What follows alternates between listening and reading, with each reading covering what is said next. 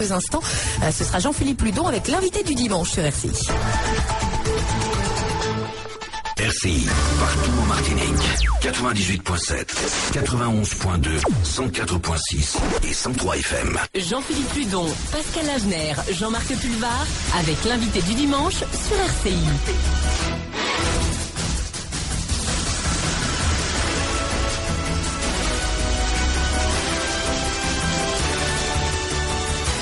Bonjour à tous, c'est un certain regard sur les jeunes de Martinique que nous vous proposons ce dimanche avec notre invité, ce à travers le prisme de la mission locale, une structure associative qui avait le jour voici bientôt 20 ans et dont l'un des principaux objectifs est de faciliter et d'accompagner les jeunes dans leur démarche d'insertion.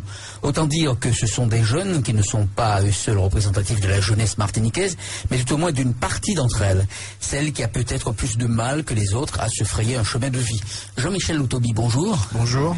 Cela fait cette année 10 ans que vous êtes à la direction de la mission locale de la Cabestère, devenue mission locale Nord-Martinique. Et en 10 ans, vous avez vu des générations de jeunes évoluer sous vos yeux. Avec Pascal Lavener et Jean-Marc Pulvar, nous vous proposons de dérouler le film de votre expérience à l'écoute d'une certaine jeunesse de Martinique. Celle qui cherche à s'insérer donc dans le monde du travail, la recherche d'emploi étant sa première priorité, suivie de la formation et du logement. À cet égard, ce rendez-vous intervient 3 jours après un forum des métiers en tension organisé sur le front de mer au Robert, parce que dans ce pays de chômage, il y a des acteurs, des secteurs d'activité et des entreprises qui peinent encore à trouver réponse à leur offre d'emploi. Ce forum d'abord a-t-il répondu à toutes vos attentes ? Alors oui, bien sûr, puisque aujourd'hui nous sommes conscients qu'il y a beaucoup d'offres d'emploi qui ne trouvent pas preneur. C'est dommage, dans une situation de chômage, qu'on puisse trouver encore des jeunes qui se positionnent bas sur les niches d'emploi. Et les employeurs passent à travers la mission locale pour chercher les solutions d'embauche, parce qu'ils ont ces offres d'emploi, ils n'ont pas forcément en face les jeunes formés, et ils ont du mal aussi à trouver ces jeunes à l'extérieur. Donc pour eux, c'est une difficulté d'aller chercher à l'extérieur, alors que ici en Martinique, nous avons des jeunes potentiellement fiables. Je pense à des secteurs d'activité comme l'environnement, comme l'agriculture. On le voit aussi aujourd'hui dans les panneaux solaires où il y a des besoins. Les services à la personne, nous sommes sur une population vieillissante. Nous avons des métiers à développer dans ce secteur et nous avons des jeunes qui ont encore un regard sur ces métiers, parce que souvent le jeune, quand il franchit la porte de la mission locale, pour les jeunes filles en grande partie, c'est esthétique, coiffure et CAP petite enfance. C'est quand même dommage, c'est très réducteur. Et puis pour les jeunes garçons, c'est conducteur d'engin ou mécanique auto. Je crois que dans ces secteurs, il y a des possibilités, mais il y a forcément d'autres secteurs où on pourrait intégrer ces jeunes. Et je crois qu'il faut vraiment faire ce travail avec eux pour changer les représentations. Et qu'en ont pensé les chefs d'entreprise qui étaient là sur place ? Les chefs d'entreprise, alors certains étaient contents de trouver des profils intéressants, de trouver des jeunes à qui ils ont prodigué des conseils, à qui ils ont demandé de changer leur représentation et puis de changer leur orientation et leur vision des métiers. Donc c'était le but recherché aussi, leur permettre de discuter avec les chefs d'entreprise, parce que on ne peut pas détacher le jeune de la réalité et l'entreprise non plus de la réalité. Donc il fallait ce temps d'échange, cet espace pour rapprocher le jeune et l'entreprise et permettre aux jeunes de comprendre les besoins de l'entreprise et savoir que le chef d'entreprise, il n'est pas là pour aimer ou ne pas aimer, mais il a un besoin à satisfaire. Il a une stratégie de développement à mettre en place qui est basée bien sûr sur le profit. C'est normal, une entreprise ne serait pas basée sur le profit, ce serait peut-être une association, mais pas une entreprise. Et je crois qu'aujourd'hui, il faut que le jeune comprenne cela et comprenne sa place dans la future entreprise. Et je crois que si on arrive à vraiment faire ce pas, à démystifier un certain nombre de relations, on pourrait trouver des solutions pour les jeunes martiniquais dans les entreprises ici en Martinique. Pascal Lavener. Vous parliez d'autres secteurs où il y a de l'emploi. Est-ce que vous pouvez nous en citer quelques-uns ? Oui, donc je vois l'informatique en train de se développer. On a besoin de gens, non pas pour vendre et réparer des ordinateurs, ce sont des métiers courants, mais on a besoin de développeurs, des gens qui pourraient mettre en place des sites internet, des choses innovantes. On peut imaginer que demain, un jeune Martiniquais puisse créer des logiciels. On n'a pas de matière première à importer. La matière première, c'est la matière grise dans ce cas-là. Donc nous avons des jeunes qui brillent à l'extérieur l'extérieur, des jeunes Martiniquais qui brillent à l'extérieur, alors qu'ils pourraient exercer ces activités en Martinique et créer de l'emploi en Martinique et vendre leur matière grise vers l'extérieur, par exemple. La question se pose plus pour les jeunes qui sont déjà ici, que vous avez donc, que vous essayez en tout cas de toucher à travers la mission locale. Mais est-ce qu'ils sont, eux, par contre, formés à occuper ces nouveaux métiers? Ils ne sont pas toujours formés, c'est ce que je disais. C'est vrai que nous avons des jeunes qui aujourd'hui pourraient se positionner, mais ne sont pas formés. Des fois, il ne manque pas grand-chose. Un jeune chef d'entreprise qui disait, moi je suis dans l'ébénisterie, moi j'aimerais avoir quelqu'un qui serait formé sur des techniques modernes pour tout ce qui est lustrage ou comment dire, pour appliquer du vernis sur des meubles. Il y a de nouvelles techniques, il y a de nouveaux produits et j'aimerais simplement qu'on me prenne un jeune et qu'on le forme, ou qu'on trouve un système pour me le former et moi je suis prêt à le prendre. Alors bien sûr, il y a des formules avec l'OPCA et tout, mais on peut imaginer que demain on puisse mettre pour ces secteurs d'activité ou pour certains secteurs d'activité où on aurait repéré un besoin, mettre des formations ponctuelles pour former les jeunes et les intégrer, même à les former ailleurs si ces techniques ou ces formations ne se font pas sur les départements, les former et les faire revenir pour intégrer l'emploi. Parce que là, il y aurait vraiment des emplois à la clé. On l'a encore, alors c'est un secteur aussi qui nous pose problème, le secteur de la boucherie.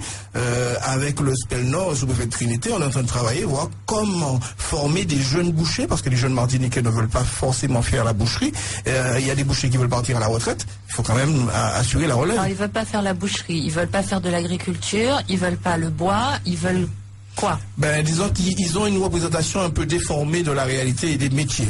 Aujourd'hui, lorsque vous dites à un jeune qu'on peut travailler dans l'agriculture, il veut pas y aller parce que à une certaine époque, on a dit à ses parents jeunes, voilà, si tu ne fais rien à l'école, tu travailleras dans la banane ou dans la canne. On n'a pas encore intégré ça. On n'a pas encore dépassé parce que ça veut dire que c'est encore répété parce que ça revient. C'est encore répété et nos jeunes ont du mal à aller. Alors j'ai beau le expliquer. D'ailleurs, c'était bien parce qu'on avait quelqu'un de Banamart qui expliquait que dans la banane, c'est plus comme avant. On n'a pas cette même pénibilité. Alors c'est pénible, ça reste un travail quand même physique, mais c'est pas aussi pénible qu'avant. Et les jeunes disent qu'est-ce qu'on a? On leur explique que on a des engins, on a du matériel, les choses ont un peu évolué. Même dans la canne, on n'a pas besoin forcément de coupeurs de canne, mais on a besoin de gens pour conduire les engins qui vont couper la canne et ramasser tout ça. Donc il y a une représentation qui n'ont pas dépassé des métiers. Dans la boucherie aussi, vous avez des techniques. Il y a une plateforme de découpe de viande qui s'appelle Kini à Robert, mais la plateforme est extraordinaire, quoi. C'est moderne et les jeunes gagneraient à connaître ce type de structure parce qu'ils verraient bien que dans leur métier futur, ils seraient autrement que leurs parents ou de la représentation qu'ils se font de ces métiers-là. Est-ce que la question des salaires parfois se pose aussi parce qu'on sait qu'ils demandent souvent combien on gagne quand on occupe tel ou tel métier et effectivement parfois les salaires sont pas tellement séduisants. Tout à fait. Alors ça commence à changer parce que dans la banane aujourd'hui on est sur le système français avec le SMIC horaire pour tout le monde. Il y a des gens qui gagnent mieux leur vie dans la banane, dans la boulangerie-pâtisserie, que certains jeunes avec master qui vont entrer dans certains acteurs d'activité. Aujourd'hui, certains masters sont au SMIC. Quelqu'un qui rentre avec un CAP, que ce soit un CAP boucher ou autre, est au même SMIC. Donc, ils se rendent bien compte qu'il y a quand même une différence et que le diplôme n'apporte pas forcément plus de plus-value à l'heure actuelle, je dis bien, sur certains métiers qu'avant. Et des fois, il faut mieux l'avoir quand même. Il faut mieux l'avoir. Moi, je conseille aujourd'hui à un jeune d'être diplômé au chômage que sans diplôme au chômage. Jean-Marc Pulvar. Oh, mais finalement, ces jeunes que vous croisez au quotidien, est-ce qu'ils viennent vous voir avec un projet ou est-ce qu'ils font une formation par dépit? Alors, ils viennent pas forcément avec des projets. Je regarde, sur la Martinique, nous avons sur les 3 missions locales plus de 15 000 jeunes en contact. Nous avons des jeunes qui sont inscrits en mission locale. Sur le Nord uniquement, j'en ai 7 000. Parmi tous ces jeunes, j'ai pratiquement 30% de jeunes qui sont sans qualification. C'est-à-dire qu'ils n'ont pas de diplôme du tout. Ils sont sortis du système scolaire sans diplôme. Et souvent, ils sont en échec parce qu'ils ont échoué à l'école. Ils ont peur de se lancer, ils ont peur de recommencer une formation. Ils ont échoué très tôt. Ils ont échoué très tôt. On a des jeunes collèges, qui sont sortis du collège sans qualification, niveau 3e, on en a beaucoup. Même beaucoup trop, je dirais. Et d'ailleurs, la région met en place des formations pour ces jeunes-là. Dans le cadre du PFPJ, Programme régional de formation professionnelle, c'est à destination de tous ces jeunes qui sortent du système. Et avec l'État, nous avons aussi une convention pour tous ces jeunes-là. On les appelle des décrocheurs. Donc, vous entendez souvent dans les médias maintenant, parce que l'État décide de prendre en charge ces jeunes-là et de baliser un parcours pour eux. Nous avons tous ces jeunes qui ont décroché du système scolaire pour X raisons, raisons familiales. Il y a des jeunes qui sont vraiment fâchés avec l'école, qui veulent pas entendre parler, parce que le système n'est pas adapté pour eux. Après avoir décroché, ils viennent 1 an, 2 ans. Alors, jusqu'à maintenant, les jeunes venaient peut-être 1, 2, 3 ans après avoir décroché le système scolaire. Avec la convention que nous avons avec l'État, dans le cadre du décrochage scolaire, les jeunes sont orientés par l'éducation nationale directement. Donc, on a moins de temps de latence entre le moment où le jeune sort de l'école et au moment où il va intégrer la mission locale. Et c'est important parce que ça nous permet de repositionner certains jeunes sur le système initial. Donc, grâce à ce dispositif, beaucoup de jeunes retournent sur le système initial. Au mois de mars, nous avons reçu une vague de 652 jeunes. Sur les 652 jeunes repérés comme étant décrochés en mars 2011, nous avons plus de 229 jeunes qui sont retournés dans le système initial. Donc ça permet quand même de récupérer certains jeunes, et les autres, nous faisons un travail avec eux, parce que souvent, quand on leur demande qu'est-ce que tu veux faire, le jeune dit je ne sais pas. Je lui dis mais si tu ne sais pas ce que tu veux faire, comment veux-tu qu'on travaille ensemble le projet? Parce qu'il nous manque le point de destination. C'est comme si, je dis souvent aux jeunes, c'est comme si tu prenais ta voiture et tu savais pas où aller. Si tu ne sais pas où tu veux aller avec ta voiture, ne démarre pas la voiture, parce que tu ne pourras pas mettre une stratégie pour prendre la route et aller à ton point de destination. Donc, on travaille avec eux sur un point de destination. Qu'est-ce que tu veux être demain? Alors, on parle souvent de ce qu'ils aiment, qu'est-ce qu'ils aiment faire, c'est quoi le hobby, ainsi de suite. Et à partir de là, on arrive à décliner un projet vraiment en travaillant sur l'adhésion du jeune, parce qu'il faut qu'il adhère. S'il y a un projet et que c'est le conseiller qui lui apporte le projet sur le plateau, ça n'a pas de sens. Donc on travaille avec lui pour décliner un projet intéressant pour lui, et à travers ce projet, on met en place des étapes de parcours. Donc on a un programme qui s'appelle Civis, contre l'insertion dans la vie sociale, qui nous permet de le faire, et on contractualise, c'est-à-dire que le jeune signe un document comme quoi je veux aller là et je m'engage à passer ces étapes de parcours pour y arriver. Une précision tout de même sur un terme que vous avez employé. Vous avez dit système initial. Il faut entendre pour nos auditeurs. Ah oui, système initial, c'est la formation, système scolaire, éducation nationale. Très bien, je m'en. Donc le jeune retourne à l'éducation nationale. Donc je disais, il a complètement abandonné le système scolaire. Oui. Et il revient vers vous et accepte à ce moment de suivre une formation. Une formation. Alors c'est par étapes. Souvent avec les jeunes, on commence déjà par à faire des formations sur les éléments de base. Donc maths, français, parce que souvent il y a différents niveaux d'illettrisme. Nous avons des jeunes qui ont des difficultés de lecture et des difficultés aussi en mathématiques. Donc il nous faut revoir ces bases-là avec eux. Donc souvent on met en place avec la région des formations avec une thématique, parce que si on met que maths français, ça ne colle pas, parce qu'ils sont vraiment en échec par rapport à ça. Et on essaie d'adapter et de trouver des formules. Donc on a fait un moment une formation avec une option tuning moto. Les jeunes ont adhéré parce que on a appliqué ça à la moto, donc ça accrochait. Mais à chaque fois, on est obligé de trouver quelque chose qui accroche pour amener l'individu à passer la première étape, se réconcilier avec l'apprentissage pour pouvoir entamer la deuxième étape, qui est une formation qualifiante. Parce qu'on sait très bien que aujourd'hui, il faut amener chaque individu à au moins un CAP ou un bac pro, mais au moins un CAP dans un domaine particulier. Est-ce que vous avez cerné l'origine du décrochage quand ils viennent vous voir? Alors décrochage, souvent c'est dû à des problèmes au niveau de la famille. Souvent, on sait bien que lorsqu'un jeune entre 13, 14, 15 ans passe des moments très difficiles, parce que c'est l'adolescence. Si la famille n'a pas su gérer, ou le jeune même n'a pas su gérer ce temps-là, ça se traduit en conflit dur avec la famille. Nous avons des jeunes qui sont en rupture avec les parents, qui ne veulent plus retourner chez eux, mais on ne peut pas mettre un jeune mineur n'importe où. Donc lorsqu'ils ont moins de 18 ans, donc c'est très compliqué. Au-delà de 18, on en retrouve tout plein en rupture, qui ne dorment nulle part. Sur certaines actions, quand on les reçoit le matin, moi je me souviens d'une action où le jeune est arrivé le matin, il me dit monsieur, je dors dans la canne, et on avait prévu un petit déjeuner pour eux. Il me dit je mange parce que j'ai pas encore mangé, ça fait 2 jours que j'ai pas mangé. Ça fait mal, c'est-à-dire qu'on se dit, dans cette génération actuelle, aujourd'hui on va sur la Lune, on va sur Mars, et encore des gens qui ne mangent pas à leur faim. Il y a des gens qui ne sont pas pris en compte dans ce système parce que, voilà, la société est érigée comme cela. On revient, ce que vous permettez tout à l'heure, sur ces aspects de société.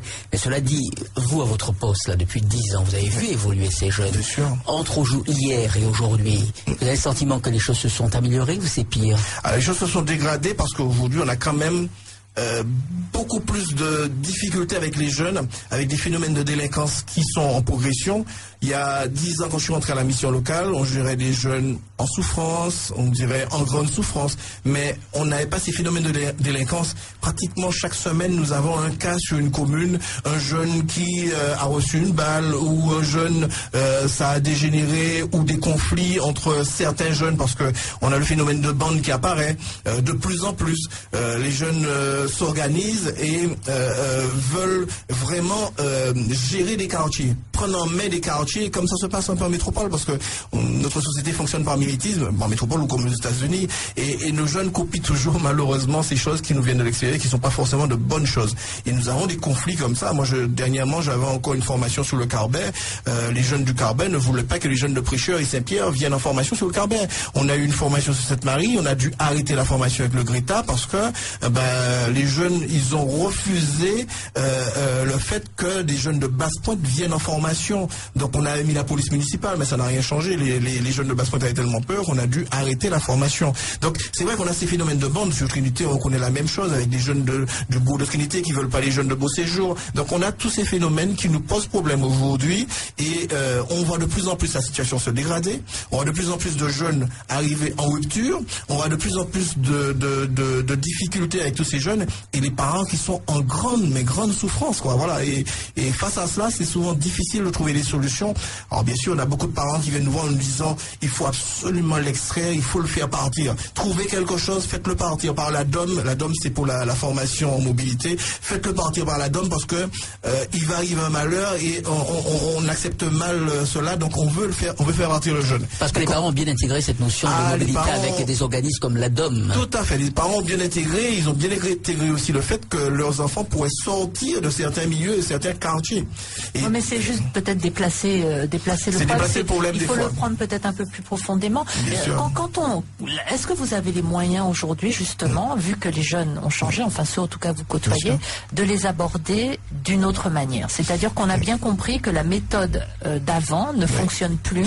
L'approche du jeune doit être différente. Alors est-ce que vous avez les personnes, les médiateurs ou autres qui peuvent vous aider dans ce travail? Nous avons des personnes formées. Moi, je vois au niveau des conseillers que nous recevons aujourd'hui, nous avons des personnes formées. Le seul problème, c'est qu'il nous manque des dispositifs cohérents pour pouvoir mener certaines choses. Parce que lorsque vous avez un jeune qui, quand vous voyez son look, quand vous voyez ses attitudes, son comportement, vous savez très bien que ce jeune-là, vous ne pouvez pas l'envoyer vers un chef d'entreprise. Le jeune vous dit, je veux travailler, je ne veux pas me former, je veux travailler. Mais vous savez très bien qu'il n'est pas prêt pour l'emploi. Il sent la drogue, il a les mauvais comportements, irrespectueux. Vous ne pouvez pas l'envoyer, vous savez très bien qu'il lui manque une étape. Alors on travaille beaucoup avec le RSMA. Le RSMA pour nous c'est un partenaire privilégié là-dessus parce que le RSMA permet de fixer le cadre, même si c'est un cadre militaire. Mais malheureusement, je dis malheureusement parce que c'est basé sur du volontariat. Aujourd'hui on n'oblige pas un jeune à aller au RSMA. On lui dit est-ce que tu veux aller au RSMA? Alors que bon voilà un dispositif qui permet de corriger certaines choses. Il faudrait que ça devienne obligatoire selon vous? Moi je pense qu'il faudrait remettre le système obligatoire un petit peu comme le service militaire.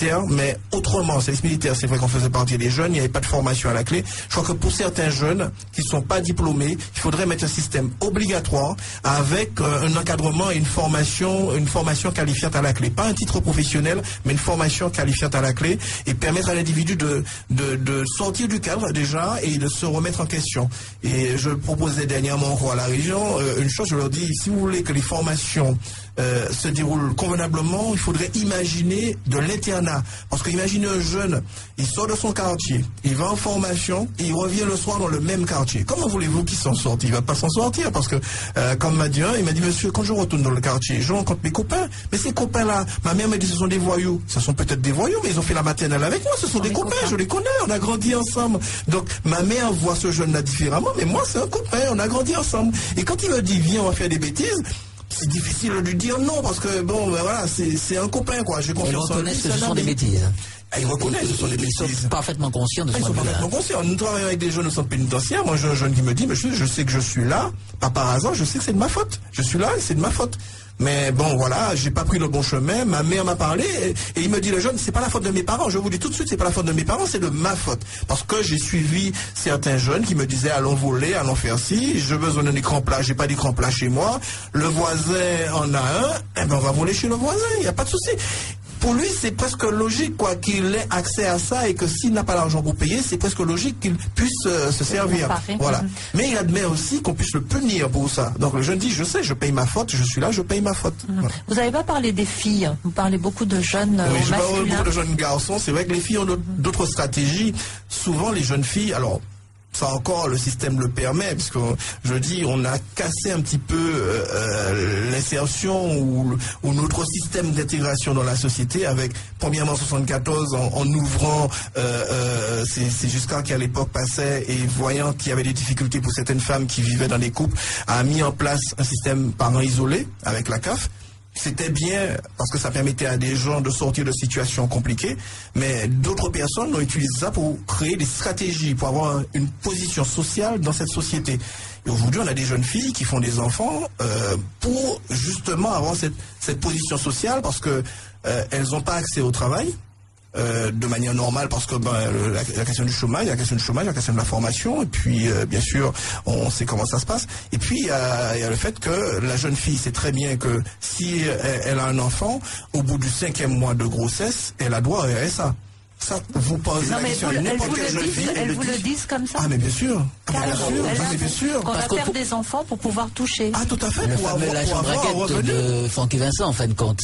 Et parce qu'on pourrait penser de l'extérieur que c'est effectivement on répète ça comme ça, mais à ce point que les gens, vous parliez de stratégie, qu'ils le disent comme ça. Bien sûr. Et ils se satisfont de ça. Mais ils se satisfont de ça parce qu'ils ont une vision à très court terme. Et quand on discute avec, on leur dit oui, mais dans un avenir un peu plus lointain, ils disent monsieur, pour l'instant. On va vivre au jour le jour. C'est déjà demain. Qu'est-ce que j'aurai demain? Demain, c'est d'avoir une situation sociale. Si j'ai un enfant, comme m'a dit une jeune, si j'ai un enfant, j'ai forcément un appartement derrière parce que je deviens prioritaire. Si je n'ai pas d'enfant, et comme m'a dit une petite, je me dis, monsieur, si on n'a pas d'enfant, aujourd'hui, on est une jeune fille, on n'a pas d'enfant, on n'a pas de boulot, on n'est personne. C'est grave parce que c'est vrai qu'on se dit, mais je lui dis, mais tu existes, tu peux te former, tu peux devenir quelqu'un de demain à travers ton travail, à travers ce que tu peux sortir de ta tête et de tes mains. Elle me dit, oui, mais ça va prendre du temps. Aujourd'hui, moi, il me faut manger, il me faut me prendre en charge, et me prendre en charge, mais c'est à travers cela.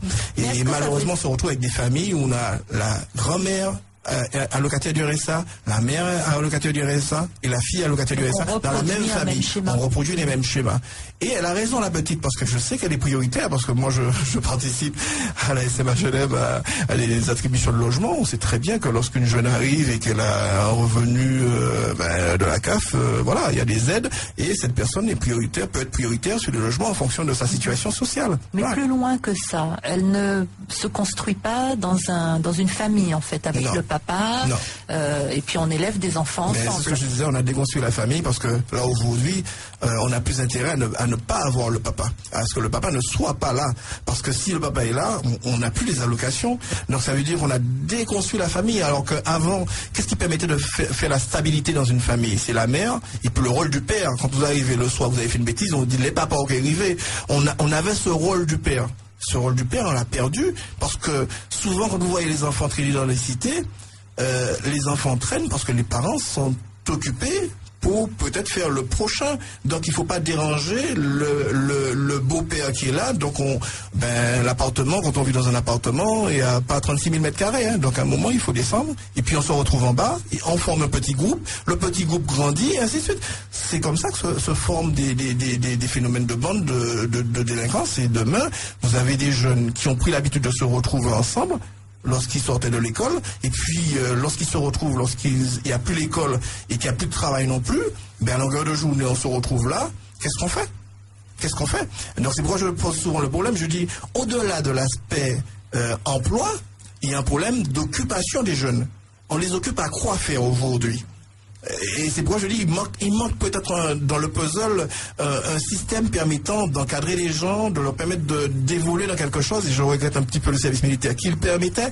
Mais voilà, on peut trouver une forme de main, de structure qui pourrait accompagner nos jeunes, les former, leur permettre d'avoir des comportements adéquats, savoir dire bonjour quand on arrive dans une société ou quand on arrive en public, savoir dire bonjour aux gens, c'est un minimum. Respecter les horaires, ça c'est un minimum. Apprendre à se lever le matin.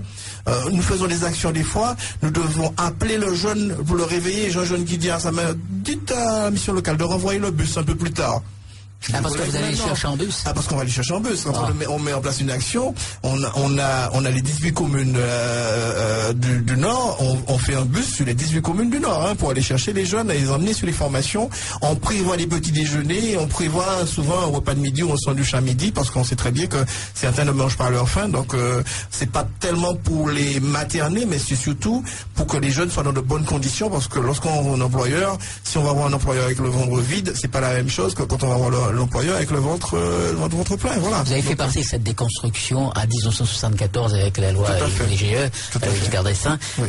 Comment reconstruire aujourd'hui? Qu'est-ce qu'il faudrait faire pour reconstruire les choses? Moi, je pense qu'il faudrait mettre la famille au centre. Alors, c'est vrai que j'ai parlé de 74, je n'ai même pas parlé de 82, où on voit les lois sur le RMI à l'époque. Le RMI est né avec Rocard, où on a vu pareil des familles qui n'avaient pas qui avaient un revenu, des revenus très très faibles, et on a mis en place le revenu minimum d'insertion pour permettre à ces gens de s'en sortir et d'avoir un minimum de vie sociale.